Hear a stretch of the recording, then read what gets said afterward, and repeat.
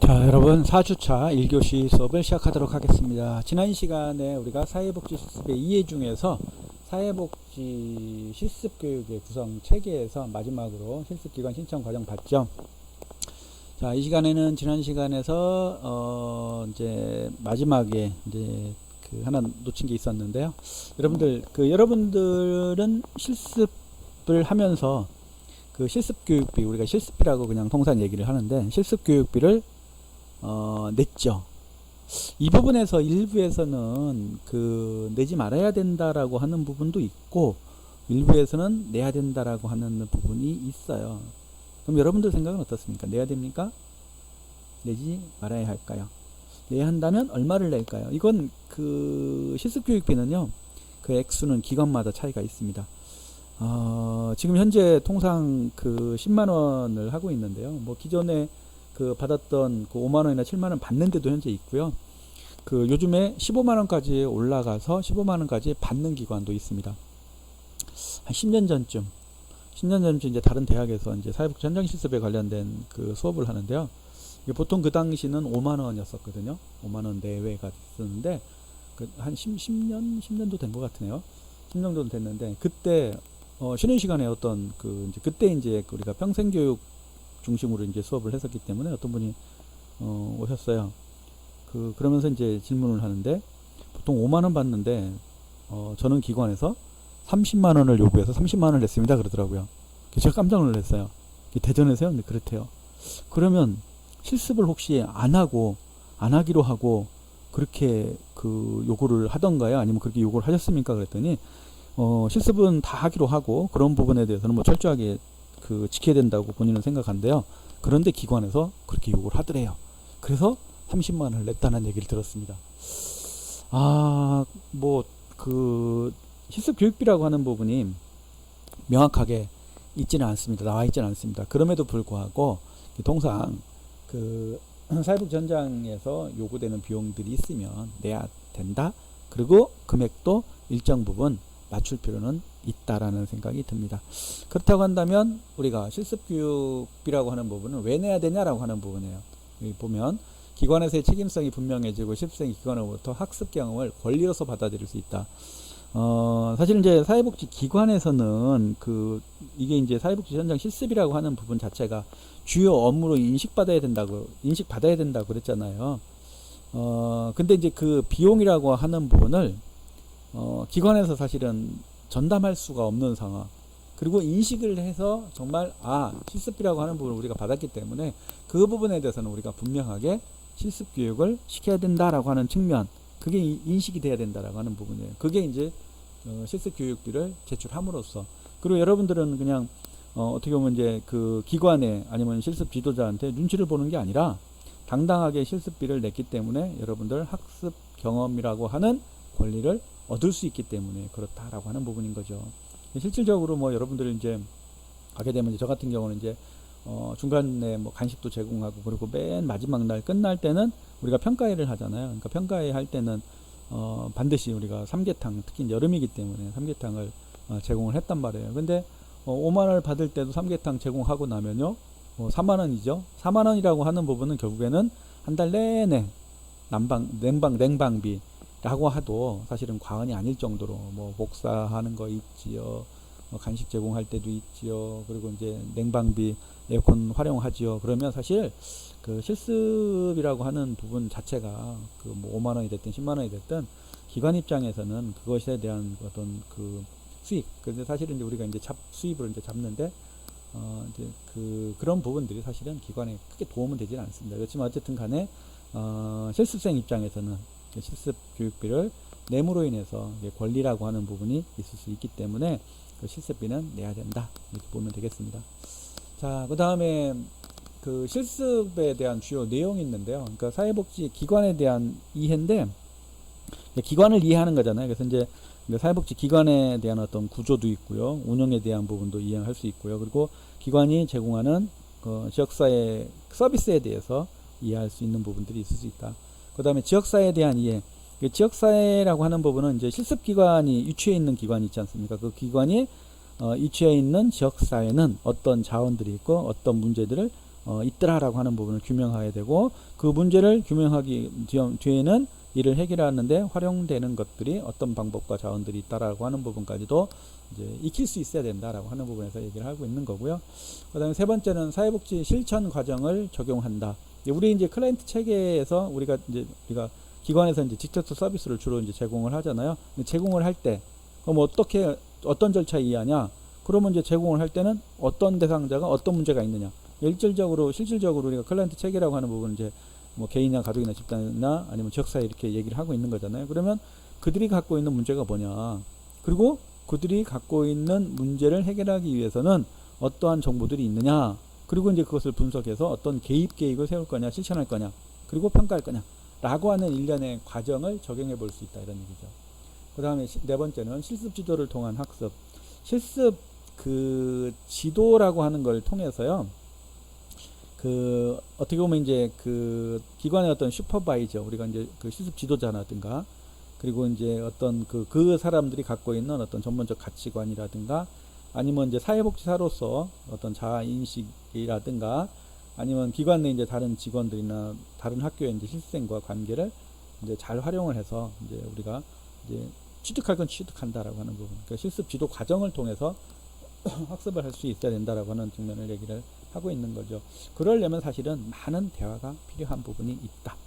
그러다 보니까 필요한 부분들은 때로는 여러분들이 예를 들면 뭐 기관마다 보통 이제 뭐 그 커피 자판기가 보통 있잖아요. 그럼 한 200원 정도 할 텐데, 커피 자판기를 뽑아 가지고 이제 실습 지도자 아니면 여러분들한테 교육을 했었던 분들, 그래서 이제 그런 사람들한테 필요한 부분들을 커피 한 잔 모시겠습니다 하고 커피를 마시면서 이야기 나면서 질문하는 것. 사실은 대화를 많이 해서 소통을 많이 해서 이제 그런 부분들을 여러분들이 그 관계 형성 내지는 정보를 취득하는 부분들이 좀 필요하다라는 생각이 들고요. 다섯 번째는 전문적 자아인식의 발달인데요. 이것은 이제 뭐 전문가로서 이제 정체감을 형성하는 거, 전문가로서 역할을 터득하는 거, 뭐 그런 과정들이 있다라고 볼 수 있고, 그리고 이제 어떻게 보면 이제 그 전문가들이 모여 있는 집단, 그 문화라고 하는 부분을 우리가 이제 이해할 수 있는 부분들이 필요하다, 이렇게 보시면 되겠습니다. 그리고 이제 사회복지 현장 실습에 대한 이제 유형이 나오는데요. 자, 학기중 실습이라는 게 있습니다. 학기중 실습이라고 하는 부분인데, 이 학기중 실습은 주로 이제 주말에 많이 하게 되는 거죠. 학기 중에 하다 보니까 이건 방학에 하는 게 아니라는 거잖아요. 그죠? 방학에 하는 게 아니라는 거예요. 그래서 학기중 실습이라고 하는 부분을 예전에 모 대학교, 4년제 대학교에서 그 학기중 실습을 한다고 그래가지고요, 왔었어요.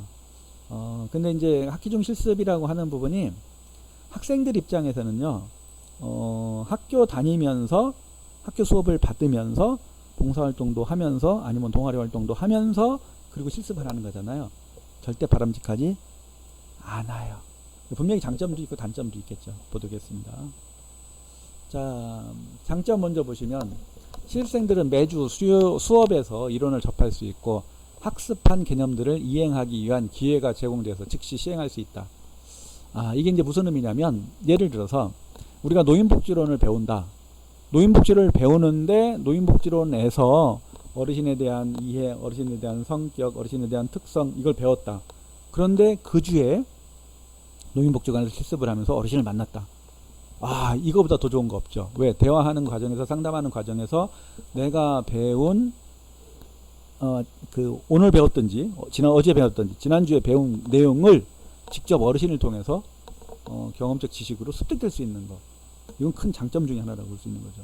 두 번째, 학기 중 실습을 하고 있는 모든 기관이 학교와 통합거리 내에서 있어서 실생이나 실습 지도자나 실습 지도교수가 필요할 때 수시로 만날 수 있다.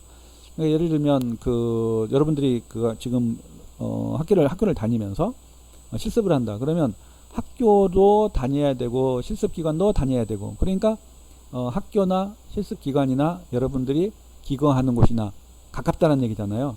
예를 들면 방학 동안에 하게 되면 여러분들이 무슨 뭐 제주도가 됐든지 강원도가 됐든지 뭐 전라도가 됐든지 어디서든 할 수 있는 거잖아요. 근데 멀리 할 수 있는 거. 근데 학기 중에 하다 보니까 실습 기간이 가깝더라. 그러다 보니까 이제 실습생이나 실습 지도나 실습 지도 교수가 필요할 때마다 수시로 만날 수도 있다. 만날 수도 있다라고 하는 것은 필요시 문제 해결을 위해서 빠르게 접근할 수가 있다. 이렇게 볼 수 있는 거고요. 세 번째, 수업 중에 서로를 정기적으로 살필 수 있고 각기 다른 현장에서 경험을 비공식적으로 나누고 비교할 수 있다. 이것도 매우 중요한 부분 중에 하나가 될 수 있어요. 장점이라고 본다면 여러분들이 방학 중 실습을 하게 되면 사실은 같은 기관에 있는 실생들만 만나는 거, 그죠? 같은 기관 안에서 다른 곳에 있는 사람들은 만나기가 쉽지 않잖아요. 다른 기관에 있는 사람들은. 이제 그러다 보니까 사실은 다른 사람들이 실습을 어떻게 하고 있는지는 모르는 거죠. 근데 이제 학교를 다니면서 하게 되면 이제 어제 그제 갔다 온 친구들이 얘기를 할 거 아니에요. 그러면서 비교가 될 수 있고 장단점을 파악할 수 있다. 네 번째, 실습 지도 교수는 기관을 개인적으로 방문할 수 있고 실습 업무의 경험과 기관의 선정 그리고 실습 지도자나 직원들에 대해서 직접 개입할 수 있다. 왜? 가깝고 학기 중에 일어나는 일들이기 때문에 쉽게 접할 수 있는 부분들이 있기 때문에 그렇다는 얘기인데요. 자, 단점을 보겠습니다. 단점이 두 가지로 되어 있는데 단점이 훨씬 더 많습니다. 훨씬 더 심각합니다.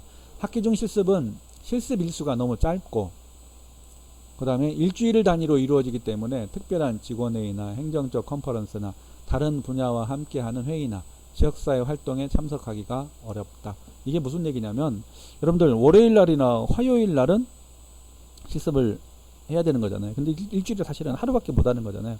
그렇다라고 한다면 일주일에 한 번이라고 한다면 하루가 됐든 4시간이 됐든 그러면 실질적으로 기간이 길어질 수밖에 없는 거죠. 그리고 일주일에는 하루나 반나절밖에 못 한다라고 하는 부분인 거잖아요.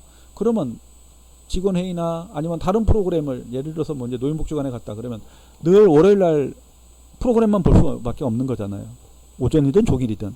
그럼 화요일, 수요일, 목요일, 금요일 이루어지는 부분에 대해서는 행사와 관련된 부분 아니면 뭐 어르신들의 어떤 프로그램에 관련된 부분 아니면 어떤 그 지역사회의 어떤 관계에서의 일련의 과정들 아니면 직원회의에 참석하는 내용들 뭐 이런 부분들이 일주일에 한 번 내지는 반나절이라고 하는 짧은 시간 안에 이루어지는 부분이 있기 때문에 똑같은 패턴에서 이루어지는 부분이 있기 때문에 그렇다. 그리고 학기 중 중간고사나 기말고사가 가까워짐에 따라서 리포트가 많아지고 심한 부담을 갖게 되고 실습기관에 대한 업무가 태만해질 수가 있다. 중간고사, 기말고사가 이제 우선시 돼야 되고 또 레포트도 많이 내야 되는데 사실은 실습이라고 하는 부분에 대해서는 태만할 수밖에 없고 중요한 부분은 연속성이 떨어지는 거예요. 연속성이. 실습을 하게 되면 여러분들 실습이라고 하는 부분 예를 들면 이런 거잖아요. 여러분들 이제 노인복지관에서 실습을 한다 그러면 노인대학에 대한 그 교육을 받을 거 아니에요. 그러면 노인대학에 대한 이론적 개념이라고 하는 부분을요 설명을 합니다. 오전에 하든지 오늘 하든지. 그러면 오전에 했을 때는 오후에는 현장 가는 거예요. 어제 했으면 다음 날은 어디 가는 거예요? 현장 가는 거예요. 그게 이론 공부와 함께 실질적으로 프로그램이 일어나는 부분들을 직접 눈으로 경험할 수 있고 참여할 수 있는 부분들이 있단 말이에요. 그 연속성이 있단 말이에요. 연속성이. 다음 날은 이제 일자리에 대한 교육을 받았다 오전에. 그러면 오후에는 실제로 참석을 해보고 어떻게 어르신들이 일자리에 참여하는지. 독거노인 돌봄 서비스를 한다. 그럼 독거노인에 대한 돌봄이라고 하는 부분에 대한 제도적이나 정책적인 부분 설명을 듣고 오전에 오후에는 어르신 댁을 방문한다거나 오늘은 종일 독거 돌봄에 대한 정책이나 제도에 대한 부분을 공부한 다음에 이론적인 이제 그 지도를 받는 거죠. 교육을 받은 다음에 다음 날은 어르신 댁을 방문한다거나 이렇게 연속성이 있어야 되는데 학기 중 실습이다 보니까 매주 똑같은 시간에 와요. 월요일이든 수요일이든. 그러면 사실은 일주일 전에 배운 이론을 일주일 뒤에 어르신 댁을 방문한다거나 프로그램을 본다거나 참여를 한다거나 이런 부분이 있기 때문에 그렇다. 그래서 사실은 학기 중 실습을 어느 모 대학도 했었습니다만 지금은 점차 없어지는 추세다라고 하는 부분. 뭐 하는데도 지금도 있긴 합니다. 근데 사실은 바람직하다고 볼 수는 없을 것 같습니다. 자, 그 다음에 이제 방학 중 실습. 이제 아주 뭐 대표적인 거잖아요. 아주 일반적인 거라고 볼 수 있겠습니다. 자, 이것은 뭐 장점 보시면 방학 중 실습은 학교에서 멀리 떨어진 곳이나 연고지를 중심으로 자신이 선호하는 기관에서 실습할 수 있으면 현장 실습에만 전념할 수 있다. 그러니까 본인이 원하는 곳에서 그러니까 굳이 막 자취를 하면서까지 하는 게 아니라 자신이 원하는 곳에서 실생이 원하는 곳에서 그리고 또 아무것도 할 게 없죠. 뭐 봉사를 하거나 뭐 수업을 받아야 되거나 동아리 활동을 하거나 없죠. 현장 실습에만 전념할 수 있다는 거죠. 두 번째, 학교 수업의 과제에 대한 부담을 느끼지 않으면서 기관의 모든 직원 회의와 특별 활동에 참석할 수 있고 현장과 관련된 지식을 얻거나 특별한 임무를 수행할 수 있다. 자, 단점. 현장 실습과 동시에 이론과 지식에 대한 수업 발표가 이루어지지 않기 때문에 방학 중 실습은 이론과 실제를 연결시키는 데는 많은 어려움이 있다. 여러분들이 뭐 장애인 복지원이든 아동 청소년 복지든 아니면 뭐 아동이든 뭐 노인이든 사실은 이제 책 배운 거 하고 현장에 가서 그 접목하는 건 절대 쉬운 게 아니잖아요. 오늘 배우고 오늘 현장 가서 어르신들하고 대화를 나눠도 상담에 관련된 실천에 관련된 부분을 배웠다 하더라도 쉬운 게 아닌데 접하는 게 접한다는 건 적용한다라는 게. 근데 이제 여러분들이 뭐 전전학기에 배운 걸 가지고 사실은 연속성을 가지고 하기가 사실은 쉽지는 않다 이런 얘기죠. 두 번째, 실생이 매일 기관에서 실습을 하기 때문에 슈퍼비전을 해주거나 실습 지도 교수와 시간을 조정하는 데는 어려움이 있을 수 있다. 그러니까 매일매일 슈퍼비전을 제시해야 되는데 그것도 쉽지 않잖아요. 매일매일 하다 보면 일지를 뭐 어떤 사람은 집에 가서 쓰는 경우도 있는데요. 원래는 일지는 기관에다 놓고 가는 게 원칙인데 이제 그 편의에 의해서 가져갔다가 작성해 오면 다음 날 그 제출하면서 슈퍼비전을 제시하는 데가 있고요. 어느 기관 같은 경우는 실습을 쉴 수 있는 기간을 줘서 그날 제출을 하게 되면 그 저녁에 이제 슈퍼바이저가 슈퍼비전을 제시하고 하는 경우가 있어요. 사실은 그게 맞죠. 그래야 이제 그 다음날 내가 어제 한 활동에 대한 부분에 대한 슈퍼비전, 내가 어제 한 질문에 대해서 답변이 이렇게 왔구나. 그러면 궁금한 건 더 물어볼 수도 있고 문제 해결이 됐으면 이제 또 다른 실습에 전념할 수 있기 때문에. 그 다음에 거리가 너무 먼 실습기관의 경우 실습 지도 교수의 방문은 비용이 많이 들며 실제로 이루어지기가 어렵다. 실습 지도와 관련된 부분에서 가장 열심히 하는 데가 사이버. 평생교육원 같은 경우는 의무적으로, 그래서 이제 방문하게 되면요 실질적으로 날짜 시간 그리고 맞춰가지고 실생하고 그 실습 지도자하고 그리고 실습 지도 교수하고 세 사람이 사진을 찍어가지고 사진을 첨부하게끔 돼 있어요. 이게 참 그렇습니다. 그런데 이제 그래도 이제 우리 대학 같은 경우, 우리 사회복지학과 같은 경우는 그래도 여러분들이 실습하는 곳을 가능한 한 아마 거의 뭐 100% 거의 100% 방문을 합니다. 그런데 이제 모 대학 같은 경우는 안 하죠. 안 가죠. 특히나 이제 국공립대 같은 경우는 잘 안 가더라고요. 그것이 사실은 그 학생들 입장에서 보면, 제가 예전에 그 실생이 한 10명 정도 있으면 뭐 4개 5개 학교가 오잖아요. 더 많게도 올 수 있지만, 근데 실습 지도 교수님이 오는 날은요 막 너무 흥분되어 있어요. 너무 즐겁게, 너무 뭐 밝게 그 하루를 시작합니다. 그리고 이제 왔다 가면 그 오지 않은 학생들이 굉장히 부러워하는 부분들이 있어요. 사실은 실습이라고 하는 부분에서 이제 학생이 낯선 곳에 가서 그 경험을 하는 거잖아요. 그러다 보니까 사실은 이제 가서 격려해주고, 그리고 기관장을 통해서 어떤 혹시나 뭐 어려움은 없는지, 그리고 아이에 대한 특성, 학생에 대한 특성이라든가 그런 부분들, 그리고 이제 사실은 이제 갔다 오게 되면 분명히 그 관계라는 것이 있는 곳 내지는 형성을 하고 오는 거잖아요. 그러다 보면 그 실생에 대해서 그 이렇게 뭐라고 표현해야 될까, 이렇게 조금 더 관심을 갖도록 할 수 있는 부분들이 있더라라고 하는 부분인 거죠. 그래서 이제 방학중 실습이 가장 바람직하지 않나라는 생각을 한번 해봅니다. 그 다음에 이제 그 시간제 실습이라고 하는 부분이 있는데요. 이제 시간제 실습은 이제 직장을 가진 사람들이 야간에 하거나 이제 주말에 하는 부분이에요. 근데 이거 정말 바람직하지 않습니다. 예전에 그 직장인 다니는 분이, 제가 이제 요양실에서 이제 사무국장으로 일을 할 때였었는데요. 실습을 좀 시켜달래요. 그래서 주말에는 오라고 그랬더니 주말에는 그 가족과 보내야 된다고 그래서 안 된다라는 거예요. 그러면 6시에 퇴근하게 되면 기관에 오면 7시인데, 7시면 특히나 그때가 겨울이었거든요. 겨울 같은 경우는 어르신들이 식사를 5시에 하고 6시 되면 그 이제 잠자리 이부자리를 피시는 분들도 있다. 그러면 7시에 오게 되면 사실은 어르신을 만나서 상담이나 어르신을 만나서 프로그램 참여할 게 아무것도 없다. 그랬더니 그냥 시켜만 달라는 거예요. 아무것도 욕심 안 부릴 테니까 시켜만 달라고. 그래서 일단 하기로 했어요. 이제 세 사람이 하기로 했는데, 예, 저도 이제 그 7시까지 오는 것을 확인하고 또 교육을 하고 그러다 보니까 뭐 1시간은 교육을 해야 되는 거잖아요. 그래서 1시간 교육하고 퇴근하고 1시간 교육하고 퇴근하고 정말 저도 어려운 시간을 거쳤는데요. 한 일주일 지나니까요. 불평하기 시작을 해요. 다른 친구들은요, 주말에 하는 친구들은 프로그램도 참석을 했고요. 뭐도 했고요. 근데 저희들은 왜 어르신을 볼 수 없어요? 설명한 것처럼 어르신들을 만날 수가 없다. 자, 그럼 올라가 보자. 여러분들 겨울이 되잖아요. 그러면요, 어르신들 일찍 주무셔요. 5시에 식사하고 나면요, 여러분들 컴컴하잖아요. 6시 되면. 실질적으로 이불 피고 누우셔요. 그러고 나면 이제 저도 깜짝 놀란 건데 12시, 1시 되면 또 돌아다니는 어르신도 계셔요. 일찍 주무셨기 때문에. 그러니까 어르신들이 그 시간에 상담을 할 수 있거나 이럴 수 있는 시간이 전혀 되지를 못해요. 그러다 보니까 이제 뭐 실생들도 그 내용을 알고는 있지만 현실에 대해서 아무것도 할 수 있는 게 없고 교육받고 레포트 아니면 뭐 보고서 쓰고 뭐 이런 거밖에 없는 거예요. 뭐 저기 그 이제 과제 중심으로 갈 수밖에 없는 부분이 있기 때문에. 그래서 사실은 시간제 실습에서 특히 야간에 한다거나 주말에 한다거나 하는 것은 한계가 있더라라고 하는 부분인 거고요. 그 다음에 근무지 실습이라는 게 사실은 이건 있기가 참 어려워요. 그러니까 예를 들면 이제 기관 사회복지 기관에 자격이 없는 사람도 있잖아요. 자격이 없는 사람이 사이버나 이런 데를 다녀요. 근데 사이버를 다니는데 그러면 실습을 다른 기관에서 해야 되는데 직장인이기 때문에 다른 곳에서 못 하는 거예요. 그래서 근무지에서 실습을 하는 거예요. 근데 여러분들 근무지에서 실습을 근무지에는 자기 고유의 업무가 있을 텐데 그럼 한 달 동안은 그 업무를 안 한다라는 거잖아요. 실습생으로서 있어야 되니까. 근데 월급을 받아가면 안 되는 거잖아요. 자, 다른 말로 근무지에는 고유의 업무가 있잖아요. 고유 업무를 하면서 실습을 받아요.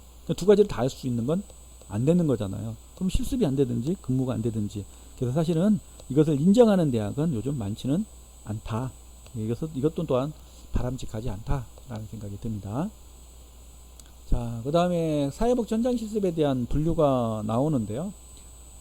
생활형 실습이라고 하는 부분은 이제 클라이언트와 함께 지내면서 이제 생활하는 것. 그러니까 이게 이제 그 시설에서 이제 가능한 부분들이라고 볼 수 있고요. 이제 케이스 담당형이라고 하는 부분은 이제 케이스에 따라서 개별 사회 사업의 초기 과정에서 종결까지 접근하는 과정에 따라서 사회복지사의 역할을 해보는 거 실질적으로. 그래서 이제 케이스 담당만으로 이제 실습하기는 사실은 이제 어려움이 있지만 어쨌든 단편적으로 실습이 끝날 수밖에 없더라라고 하는 부분이고요. 이제 혼합형이라는 것은 이제 그 생활형하고 케이스 담당이 같이 이루어지는 부분이고요.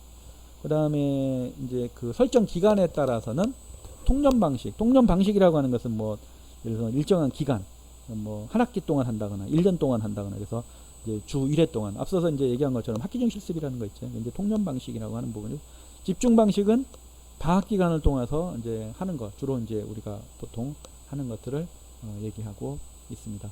그 다음에 이제 숙식 여부에 따라서 이제 주거형이라고 하는 건 생활시설에서 이제 잠을 자면서 하는 것, 뭐 그것도 이루어질 수 있어요.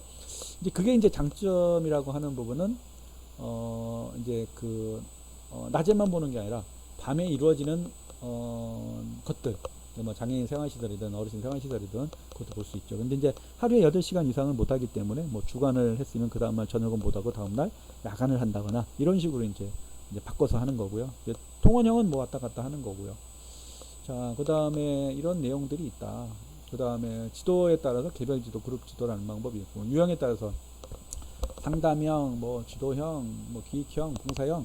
사실은 이제 하나의 유형만 하는 게 아니라 여러 가지를 같이 하는 거죠. 그죠? 교육 내용에 따라서는 행정적 실습, 교육적 실습, 지적 실습. 사실은 이런 내용들은 결국에는 뭡니까? 행정적, 교육적, 지적. 생각나는 게 있어요? 생각나는 거? 슈퍼비전이죠. 슈퍼비전의 기능하면 행정적 기능, 교육적 기능, 지적 기능 이렇게 나눠지잖아요.